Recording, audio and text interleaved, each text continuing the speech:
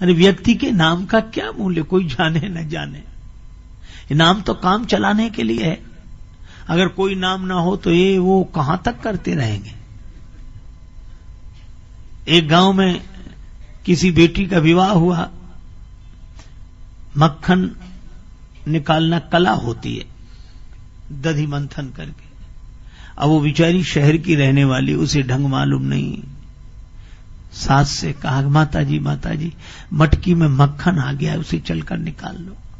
माता जी बड़ी नाराज हुई, बहुत बुरा भला कहा। अब बहू समझे नहीं बात क्या है। सही बात यही थी कि बहू के ससुर का नाम था मक्खन लाल। वो ऐसे ही चली गई कि मटकी में मक्खन आ गया है। उसे कान पकड़े, क्या आइंदा ध्यान रखूंगी। पर उसके लिए तो फिर वही समस्या थी। तीसरे दिन फिर वही समस्या। तो गई, बोले माता जी मटकी में वो परसों क्या। अब वो फिर नाम लेना पड़े तो यही बोली कि माता जी मटकी में ससुर जी आ गए, उन्हें चलकर निकाल लो। तो हम लोगों के नाम तो काम चलाने के लिए हैं। कोई भी नाम बना रहे। एक गांव में एक आदमी का नाम था ठनठन पाल। उसकी पत्नी को बड़ा बुरा लगे, क्योंकि मोहल्ले की सब बधुएं कहती देखो ठनठन पाल की बहू आ रही है, वो ठनठन पाल। तो उसने अपने पति से कहा कि नाम बदलो। पति ने कहा कि नाम में क्या रखा है, कुछ भी बना रहे। नहीं बदलो, नहीं तो मैं घर बदल कर चली जाऊंगी, मायके चली जाऊंगी। पति ने कहा कि भाई तेरी मर्जी, अब नाम में। तो नाराज होकर मायके चली अपने पिता के यहां। पैदल चली जा रही थी। रास्ते में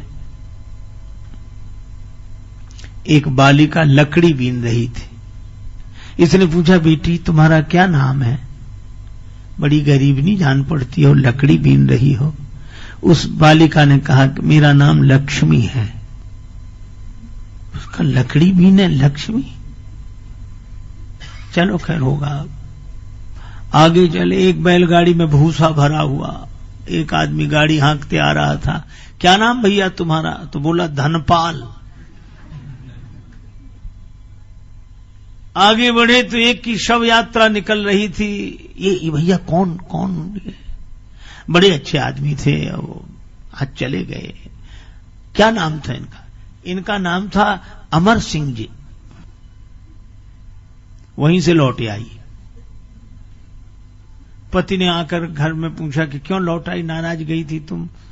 कहा मेरी नाराजी दूर हो गई रास्ते में। कैसे? तो उसने कहा कि लकड़ी बीने लक्ष्मी और भुस ढोवे धनपाल, और अमर सिंह तो मर गए तो भले मेरे ठन पाल। जब यही सब होना है, लेकिन बड़ी कठिनाई। भक्तों के बीच में भक्ति बढ़े। कबीरा तेरी झोपड़ी गलकट्टों के पास, जो करेंगे सो भरेंगे, तू क्यों हो तो उदास। बड़ा मुश्किल है केर बेर का संग। कबीरदास जी बैठे, बगल में वेश्या की हवेली। अब उसी समय वहां नाच गान हो, इधर कबीरदास जी झीनी झीनी बीनी चदरिया। उनका ये बाबा जी की वजह से बहुत डिस्टरबेंस होता है। किसी ने कहा संत के पास है क्या? घास की झोपड़ी आग लगा दो, भाग जाएगा।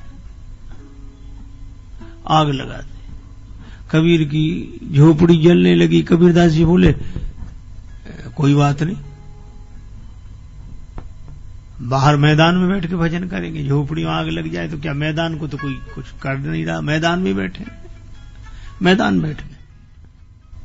भगवान की लीला ऐसी, हवा चली, घास फूस के झोपड़े उसकी हवेली पे गिरे, आग लग गई, सब भाग गए। अब वो आई, चरणों में गिर गई, बाबा बचाओ बचाओ।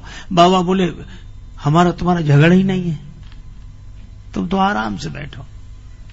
हानि लाभ होते रघुनाथ की कृपा से, सब मोही मानवों को माथ ठोक हाथ मलने दे। बाबा मेरा सब जल जाएगा, बचा लो। बाबा बोले मैंने कुछ किया ही नहीं। तो फिर कबीरदास जी बोले, तेरे यारों ने मेरी झोपड़ी में लगाई आग, अब मेरे यार के भी जरा अरमा निकलने दे।